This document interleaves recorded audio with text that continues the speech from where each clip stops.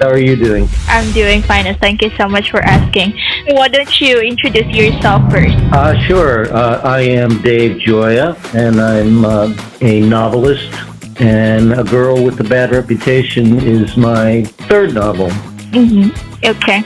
Now, let me proceed with the first question, Dave. So, A Girl with a Bad Reputation suggests a powerful exploration of reputation and identity. Now, can you share what inspired you to tackle this theme and why it feels particularly relevant today? Sure. So it's interesting how some people we encounter in life make a strong impression on us and prove lastingly memorable. As I say in the book's dedication, to a girl I knew in the 60s and every girl who has one, meaning a bad reputation. The girl who inspired the story was in her early to mid-teens when we got to know each other. She was definitely traveling her own path in life, and as I got to know her better and learned about her family's situation, a strong, overbearing, and sometimes abusive father, and a quietly submissive and sometimes compliant mother, both of them attorneys, I came to understand that her young life was a struggle to define herself and gain a measure of independence from her parents,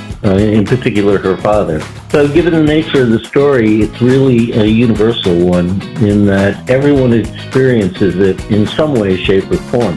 So in that sense, it's as relevant today as it was back then. Oh, yes, exactly. Now, writing complex characters is no easy task. Now, what was your approach to developing the protagonist, and what did you want readers to understand about her journey from the inside out? Sure. Well, our personalities are shaped by people who surround us in life and with whom we interact, how they behave toward us and we toward them, right? So as teenagers, the most important people surrounding us are our peers, who are just as uncertain about themselves as we are about ourselves, right?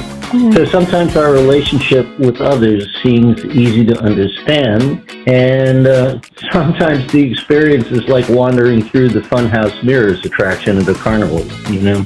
So to portray Colleen, the main character in the story, I wanted her to interact with as many different people as possible to examine the complexity of her relationships with them and show her internal growth and understanding of her own life and life in general.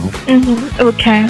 Now, Colleen's journey shows that identity is fluid, influenced by family, societal expectations, and personal choices. And this could be a good encouragement for self-reflection and how we define ourselves versus how others see us, right? So, how did you balance creating a compelling narrative with addressing deeper themes about judgment, perception, and personal growth? Sure. So by interweaving a straightforward and as interesting as possible description of the action with interior monologue. And that's pretty much the way all of my novels are written. They kind of a mixture of cinematic and contemplative, So Colleen's thought process is like its own movie running throughout the story.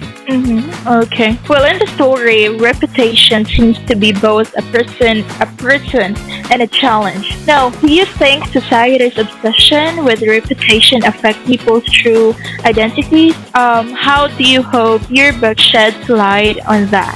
Sure. Well, reputation is like a prison and a challenge, and even more so for teenagers who are struggling to define themselves in life. So one's reputation is formed by other people with whom we may interact directly or who may know about us and what we said and or did by a third party or party. So beyond being like a prison or a challenge, reputation, for better or worse, is the result of the judgment of others. And how we're judged by others absolutely affects our identity. Although I'm not sure there's anything you could call a quote-unquote true identity. People are complex and multifaceted beings. And what I try to shed light on in the story is that there are very real consequences when we judge someone for the worse, often without having first-hand experience or all of the facts about what we're basing our judgment on. In this sense, the story is a cautionary tale, and I would hope that anyone who reads the story will think very carefully about judging people in the future. Yeah, it really matters today. Like in the age of social media, reputations are fragile than ever. And it reminds us to look beyond the surface and not define others or ourselves by a single story or moment, you know? Again, it's societal pressure to conform to labels and expectations. I really, and how you position yourself in publishing. Now, the title itself suggests sense of defiance and struggle. Now, how does the protagonist's journey challenge the societal expectations, and how do her relationships help or hinder her personal growth? Well, one aspect of Colleen's personality is that she is definitely and unabashedly promiscuous. As a result, she's saddled with a bad reputation, and the challenge for her is to fight back against it and ultimately outlive it. While there is a lot of sex in the story, with one exception, Colleen's sexual interaction with boys isn't about the enjoyment of sex. Rather, it's about wielding power over boys in a proxy struggle with her father. Some of Colleen's relationships help her grow, and others try to hinder her growth. She's a strong young woman and more than up to the task of fighting back against those who would try to hinder it. Okay. Now, what ability play in this story, and how do you think embracing or rejecting vulnerability shapes the character's path? Sure. Well, as strong a young woman as Colleen is, she's as vulnerable to what people say and think about her and how, they treat her as anyone else, right? The difference is that while she's affected by these things, she finds the strength to not let them debilitate her and just forges ahead. Okay. I believe that our past and how others see us don't have to determine our future. We have the power, our own identities, and I believe the abilities of Colleen as well. Are there any key moments in the book where the protagonist's transformation is most evident, and what do you hope readers will feel when they reach those turning points? Well, there are many key moments in the story where Colleen's transformation is most evident. They unfold in different ways, and I hope readers will appreciate how they prove transformational. For example, Megan is one of Colleen's friends who is troubled when she learns about Colleen's promiscuous behavior at a party the previous night. Colleen views Megan as a follower and feels compelled to put her in her place. This occurs early in the story and deepens Colleen's determination to confront people, friends included, who judge her based on hearsay. Colleen also has an incident when she's alone with Megan's father, who knows her father and uses the fact that he also has heard of her promiscuous behavior at the party and uses the threat of informing her father about it to manipulate it. At that point, Colleen's aware that her bad reputation is spreading and she's arrived at a turning point. Another of Colleen's friends is Valerie, a lesbian, who she meets at the same party. Colleen's relationship with Valerie and her girlfriend Sandy admits her to the LGBTQ world and the discrimination against and persecution of gay people in the 60s.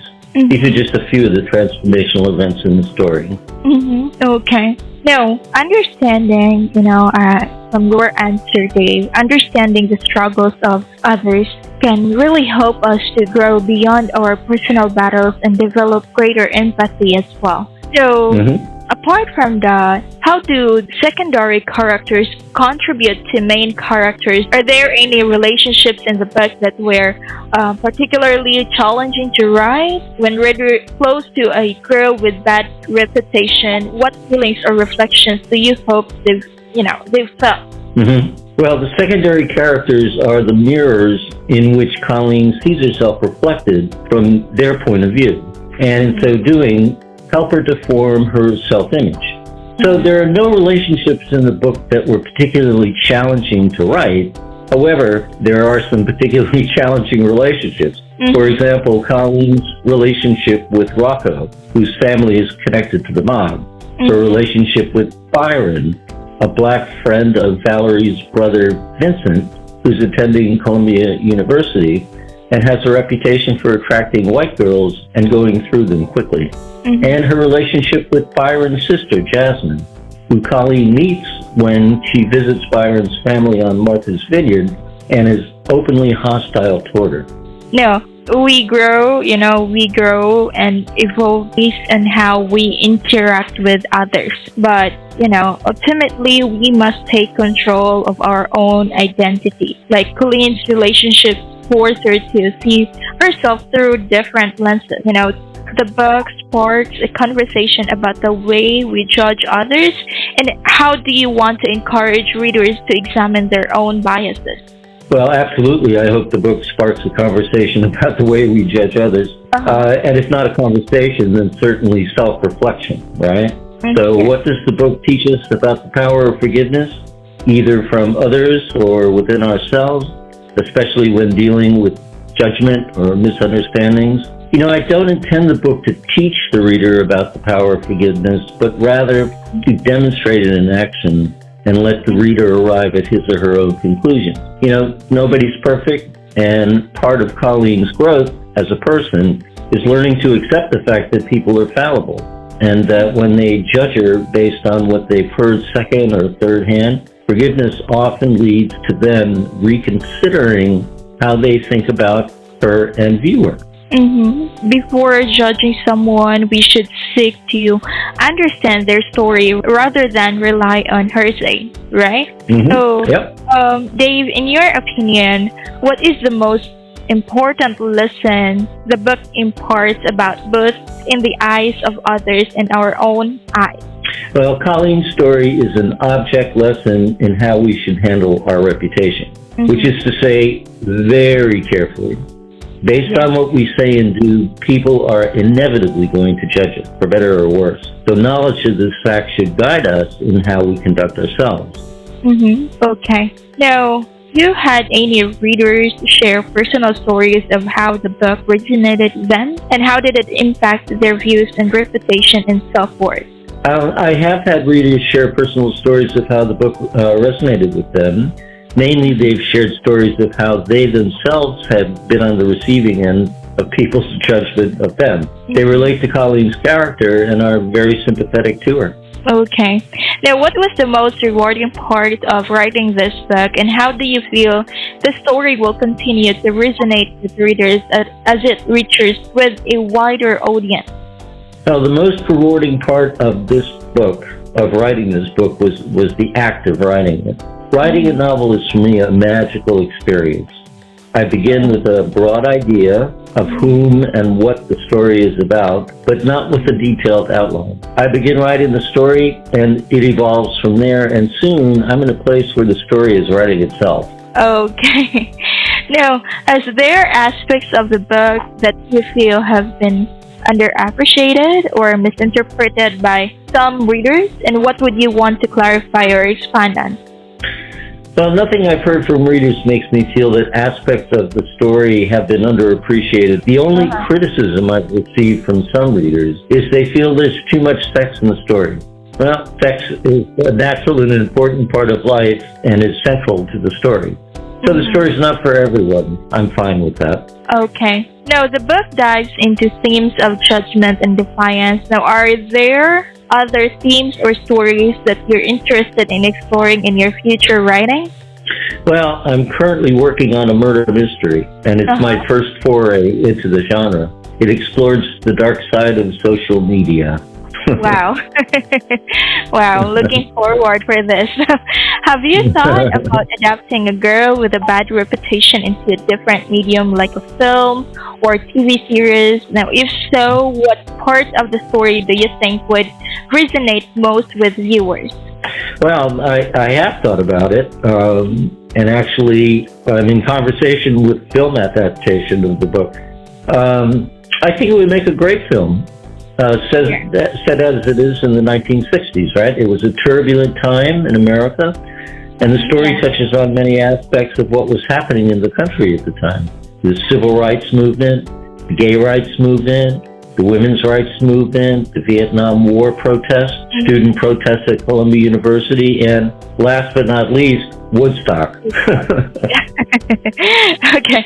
Now, what do you hope people will take away from A Girl with a Bad Reputation, not just about the protagonist, but also themselves and the way they see others?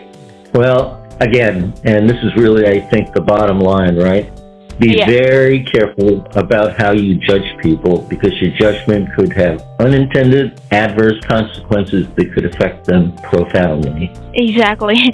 Well, thank you so much for participating in this interview. Your book, from your answer, it would really offers a valuable lessons on the importance of self-awareness, the consequences of one's choices, and the resilience required to navigate societal judgment. And sharing Colleen's story can foster discussions on personal growth, the challenges of adolescence, and the influence of physical context on individual development. It could, serve as a catalyst for conversations about understanding oneself and others during transformative periods of life. Now, can you share to your readers or to these professionals where they could, purchase your book, or do you have any website?